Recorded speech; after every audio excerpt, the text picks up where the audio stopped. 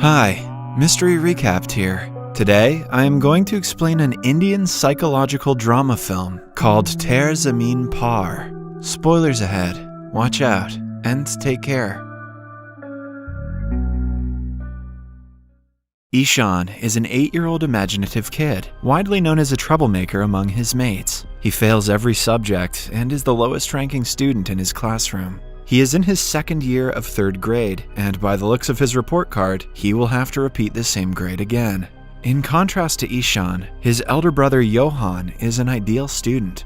Outside studies, he plays tennis and is competing in the upcoming Interstate Tennis Championship. Ishan frequently gets into fights with the neighborhood kids who bully him. One day, a kid's mother complains about Ishan's behavior to his father, Nand Kishore. He has to embarrassingly apologize to the kid and his mother. After they leave, he shoves Ishan to the floor to discipline him. Although Nand Kishore loves his children, he is too harsh on Ishan. He believes that Ishan's low scores and inability to do basic tasks are because of his laziness. The next day at school, Ishan's English teacher asks him to read a line from a book. He tries his best, but can hardly form a word. He has difficulty in understanding the letters, but the teachers mistake it for him being a brat. When she repeatedly urges him to read, he yells gibberish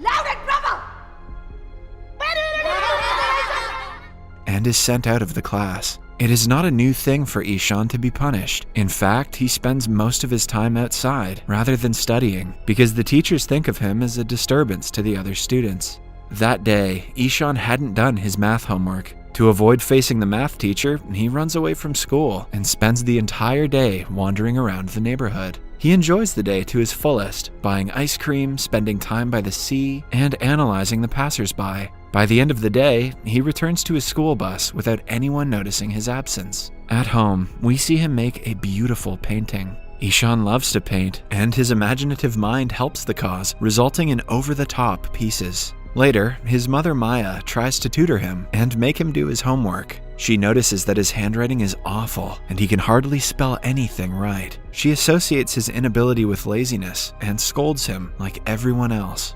The next day, Ishan will have to provide his teacher with an absent note from his parents. Scared of getting in trouble, he begs his brother to write the note for him. Johan makes him promise he will never skip school again and writes the note.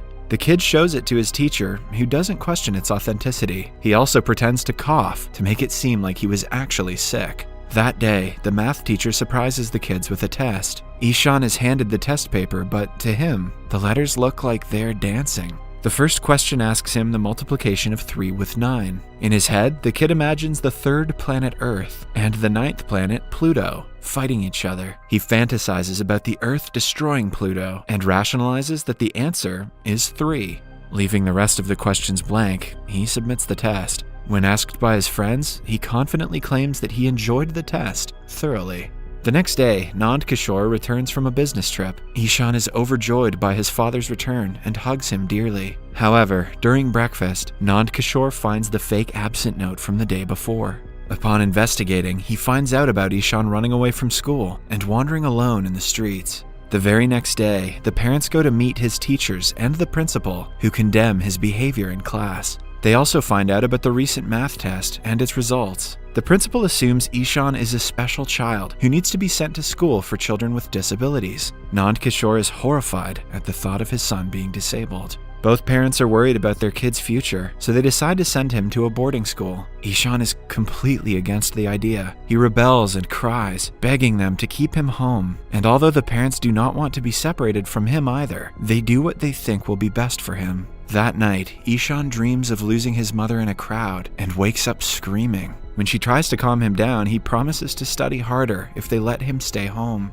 This breaks Maya's heart, but Nand Kishore is adamant about his decision. The day finally comes when Ishan is taken to the boarding school in the countryside. He will have to share a dorm with other children and will only be allowed to meet his family once a month. It is a nightmare for the 8-year-old who has never been away from his home. The hostel warden welcomes him by declaring that his old ways won't be tolerated here. After touring the school, the family leaves with a heavy heart. Ishan just watches their car drive away with teary eyes.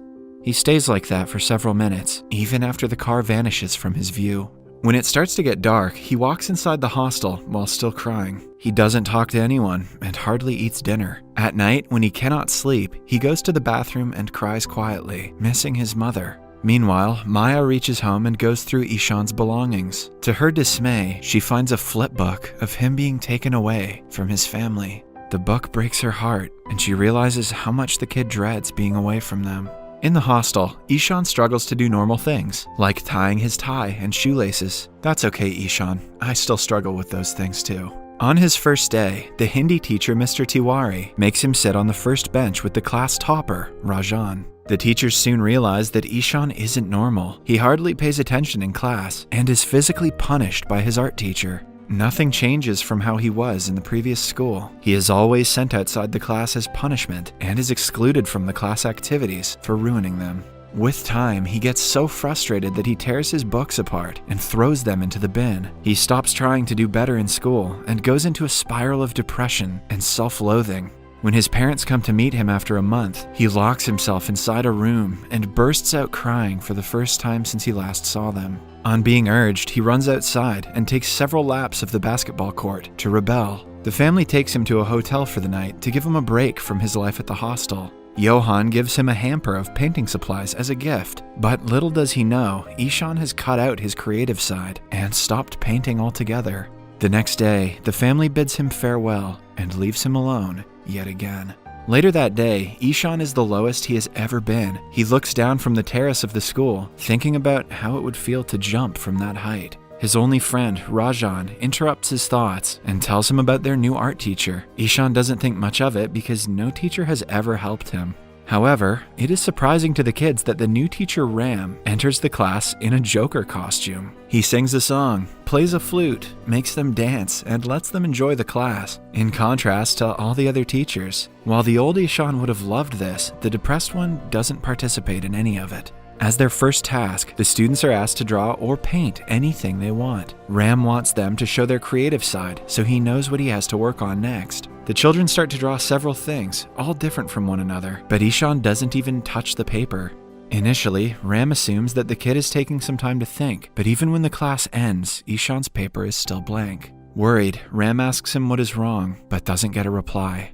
That evening, Maya calls to talk to Ishan, but he only holds the phone to his ears and doesn't say anything. He is informed that they will have to postpone the next visit by a week because of Johan's tennis competition. To Ishan, this only confirms that his family doesn't care about him. He sheds a single tear and walks away without saying anything. The next day, Ram sees Ishan kneeling down outside the classroom. Intrigued by his behavior, he asks Rajan about him. Rajan reveals that Ishan has difficulty understanding letters, no matter how hard he tries. Ram teaches in a school for disabled children, so he has an eye out for kids who are special. To find out more about Ishan, he goes through his old notebooks and finds a pattern of similar mistakes. Even while teaching the special children, he cannot get the thought of Ishan out of his head. He used to have the same problem in his childhood, so he feels sympathetic to the kid. Weeks later, he recognizes what Ishan's actual problem is and travels to his hometown to meet his parents. They welcome him and let him take a look at Ishan's bedroom. Ram is surprised to find out that Ishan used to paint. This makes him even sadder that the kid lost his sparkle because of the pressure that was put on him. Nandkishore belittles his son, claiming that he is lazy and he hates studying. Ram retaliates and shows him the pattern in Ishan's mistakes. He often inverts the letters, as if he has difficulty differentiating between them. Still, the father associates it with laziness, but Ram bluntly claims that he is wrong. He declares Ishan has a neurological condition called dyslexia that causes him to not understand certain patterns, like letters and words. In addition, he has difficulty coordinating, which causes him to not be able to tie his shoes. The kid must have been suffering so much because no one understood that he couldn't read and assumed he was just being lazy. So in other words, it's the parents who are being lazy. Oh snap.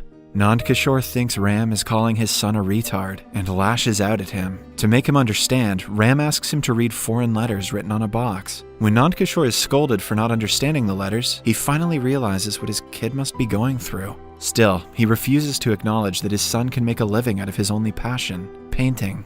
Ram is determined to prove him wrong. When he returns to school the next day, he teaches the kids about all the famous historical figures who weren't so good at studying when they were children. He gives them examples of scientists, actors, and philosophers, which makes Ishan feel a lot better about himself. When Ram asks them who invented the light bulb, Ishan speaks for the first time in weeks and answers, Thomas Edison. Ram sees a shimmer of hope for the boy to learn. Later that day, Ishan is by the pond when he uses rubber bands and leaves to make a working boat. Ram is so impressed that he brings the structure home and keeps it as a decoration. Ishan's creative senses start to flow again, but he still has a long way to go before learning to study like the other kids his age. One day, Ram goes to the school's principal and tells him about Ishan's problem. The principal suggests they send him to the school for children with special needs, but Ram is confident that Ishan can study with the regular kids. He suggests the teachers understand the kid's problem and help him accordingly. When the principal says it is not possible, Ram offers to teach Ishan every day after school. The principal allows it for the sake of the child. Starting the next day, Ram uses various innovative methods to help Ishan differentiate letters of the alphabet. They learn using sandboxes, Play-Doh, sensory methods, and so on. Ishan also takes help from audiobooks and stares to learn to calculate. In only 2 months, he begins to understand the letters that other teachers couldn't teach him in several years. One day, Nand Kishore comes to the school to talk to Ram and boast about how they are researching more about their son's condition. He wants Ram to know that he's not an absent father and is proud to be the way he is. Ram, on the other hand, blames the father for being the reason the kid lost self-confidence, which even Nand Kishore cannot deny. On his way out, he sees Ishan trying to read from the notice board. Regretful of unknowingly hurting his child, he tears up and cannot get himself to face him. A few days later, Ram organizes a painting competition for both teachers and the students of the school. Everyone gathers in the amphitheater and participates. Ishan uses the painting supplies that he was gifted by his brother for the first time. The competition starts and everyone gets busy drawing. Even the teachers enjoy the event and do their best. By the end of it, Ishan creates a beautiful painting of himself sitting by the pond. He goes to the front to submit the painting and sees that Ram has painted a portrait of him. He is left speechless at the sight. A while later, it is announced that the winning painting will be on the front of the new edition of their yearbook. The principal proclaims that the decision was difficult because 2 paintings stood out the most, Ram's and Ishan's. In the end, Ishan is declared the winner, while the second prize goes to Ram. The crowd erupts in cheers. For the first time in his life, Ishan feels recognized for his talent. He cannot help but cry and runs to his teacher to hug him. In the last scene, Maya and Nand Kishore come to the school for the end of the year parent-teacher meeting. The principal boasts about Ishan's talent, showing them his painting on the front of the school's yearbook. Unused to the new attention, the parents are left shocked. The principal also praises Ram for doing a great job teaching the kid in the way he needed it. Later, the parents meet Ishan's teachers, who show them the report card and compliment the kid's undeniable progress. Outside, the couple watches their son playing and cry tears of happiness. Nand Kishore thanks Ram for helping Ishan and apologizes for his behavior. Lastly, Ishan bids farewell to Ram and goes back to his hometown for a vacation. Subscribe for more videos like this, turn on notifications, and leave a like to help the channel out. Thank you for watching.